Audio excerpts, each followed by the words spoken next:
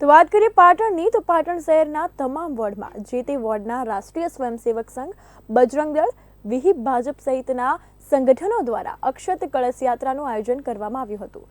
ત્યારે અયોધ્યામાં રામ જન્મભૂમિ પર નિર્માણ પામેલા રામ મંદિરમાં ભગવાન રામલલા આગામી તારીખ 22મી જાન્યુઆરીએ ભવ્યતાથી બિરાજમાન થવાના છે અને ભવ્ય પ્રાણ પ્રતિષ્ઠા મહોત્સવ યોજાવાનો છે।